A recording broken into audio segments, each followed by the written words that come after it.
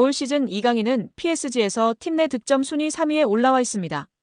우스만 덴벨레와 브래들리 바르콜라를 제외하고는 이강인이 가장 높은 득점력을 뽐내고 있습니다. 미드필더 포지션도 함께 수행하기 때문에 득점 순위 3위는 놀라운 기록입니다. 이와 더불어 팀 내 도움 순위와 공격 포인트 순위에서도 3위를 기록하면서 공격의 핵심으로 분류되고 있습니다. 특히 기회 창출에서 이강인은 팀 내 최고 수준의 기록을 보유했는데요. 기회 창출이 45회로 2위인 덴벨레보다 높았고 빅찬스 창출도 12회로 팀 내 최고인 상황입니다. 음바페 없는 PSG의 왕은 덴벨레인 줄 알았는데 뚜껑을 열어보니 이강인이었습니다. 또한 프랑스 현지 150만 대형 축구 유튜버도 이강인만이 파리에서 공격적인 전진 패스를 하는 유일한 선수라며 극찬을 아끼지 않았습니다. 그는 개인 방송에서 이강인이 엄청나게 좋은 킬패스를 찔러주지만 그것을 골로 마무리할 수 있는 선수가 없다며 안타까워했습니다. 이강인만이 앞으로 전진하려고 노력하는 유일한 플레이어였고 파리 생제르맹의 활력소라고 극찬했습니다. 여기에 축구 통계 매체 풋몹에서 리그앙 1위를 달성한 이강인 선수의 소식을 전했습니다. 풋몹에 따르면 이강인은 20일 기준 프랑스 리그 1에서 큰 기회를 가장 많이 창출한 선수 빅찬스 메이커 1위로 올라섰습니다. 풋몹 통계에 따르면 이강인은 이번 시즌 리그앙에서 지금까지 총 11개의 기회를 창출해 가에탕 페렌과 함께 빅찬스 메이킹 공동 1위에 올라 있습니다. 그런 가운데 이강인은 도움 3개, 페렌은 5개를 기록 중입니다. 이강인은 올 시즌 PSG 핵심으로 활약하고 있습니다. 18경기 중 11경기를 선발, 7번을 교체로 출전했습니다. 6득점 3도움이라는 인상적인 활약을 보여주고 있습니다. 풋몹에 따르면 이강인은 6골로 팀 내 최다 득점 3위입니다. 또 득점과 도움을 합친 최다 공격 포인트도 9개로 3위입니다.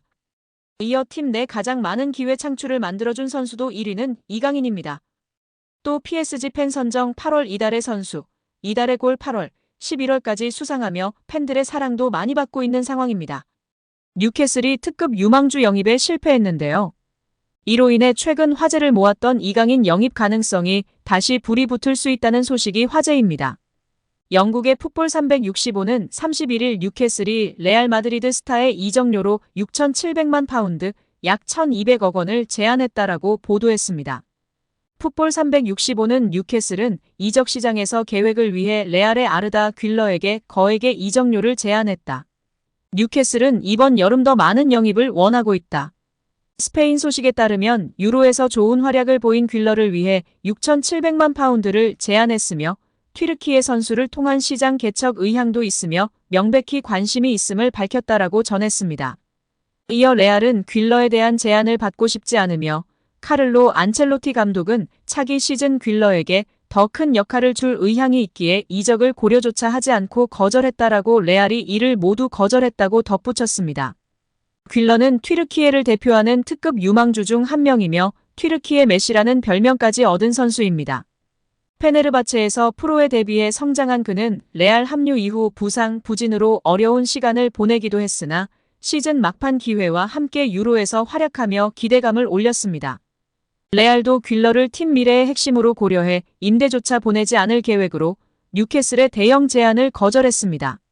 뉴캐슬이 퀼러 영입에 실패하며 다시 한번 관심을 받을 수 있게 된 선수는 바로 이강인인데요. 이미 이번 여름 이강인에 대한 뉴캐슬의 관심이 전해진 바 있습니다.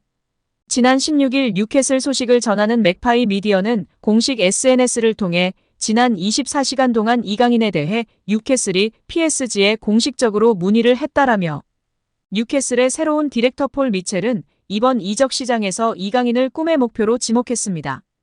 2019년에 유럽에서 뛰는 최연소 한국인이었던 이강인은 양쪽 윙과 중앙 미드필더를 소화하며 이 능력은 에디 하우 뉴캐슬 감독과 미첼 디렉터에게 큰 매력으로 다가왔다라며 뉴캐슬이 관심을 보인 이유도 설명했습니다. 이강인도 퀼러와 마찬가지로 공격형 미드필더와 윙어, 중앙 미드필더까지 소화할 수 있는 선수입니다.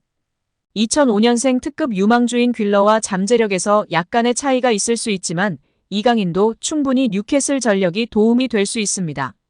이미 지난해 여름부터 뉴캐슬이 이강인을 원한다는 소식도 전해진 바 있습니다. 뉴캐슬이 이강인의 이적료로 고려한 금액도 알려졌었습니다. 맥파이 미디어는 뉴캐슬은 약 4천만 파운드 약 710억 원의 이적료라면 이강인을 영입하기에 충분할 것이라 생각한다. 이강인도 PSG에서 완전 이적하여 정기적으로 1군에 출전하길 원한다라고 밝혔었습니다. 이미 퀼러 영입 금액으로 막대한 이적료를 준비했던 뉴캐슬이기에 이강인 영입에 투자할 금액은 충분할 것으로 보입니다. 이강인으로서는 뉴캐슬 이적이 성사된다면 긍정적인 부분도 충분한데요. 뉴캐슬이 이번 여름 이강인이 뛰어난 활약을 보여줄 수 있는 포지션에 공백이 발생하는 상황이기에 주전 경쟁이 수월합니다.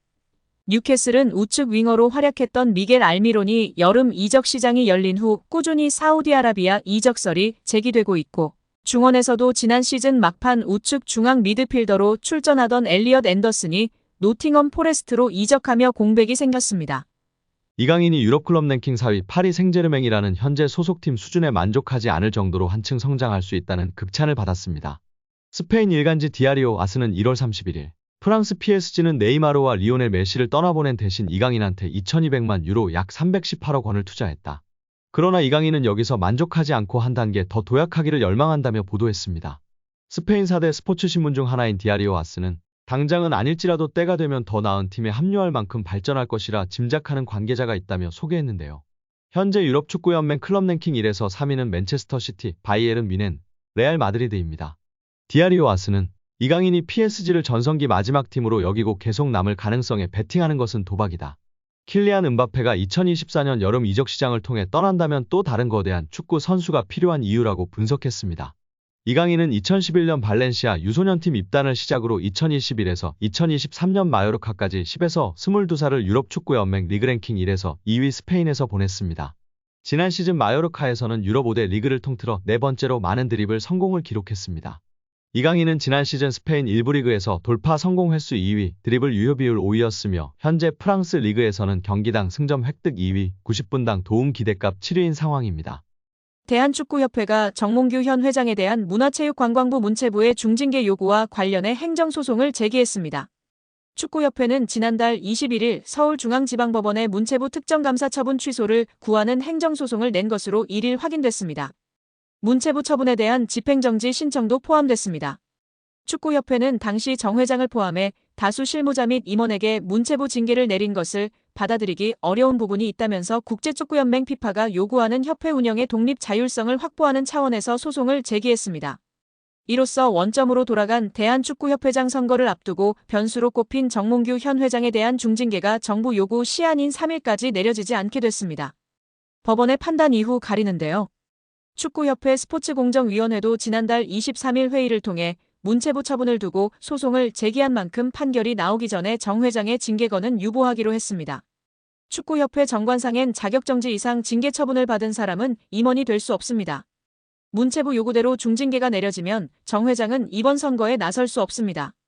그러나 축구협회가 소송을 제기하면서 정 회장은 후보 자격을 유지하게 됐습니다. 앞서 축구협회는 문체부는 감사 결과 발표에 이의 신청했지만 받아들여지지 않았습니다. 문체부는 이달 3일까지 정 회장에 대한 중징계를 요구했습니다. 축구협회는 허 전 이사장이 제기한 선거 불공정성을 보완해 지난달 23일 선거를 치르려고 했지만 선거운영위원회 위원이 전원 사퇴하면서 원점이 됐습니다. 현재 선거운영위를 새로 꾸려 다시 선거 절차를 밟고 있는 상황입니다.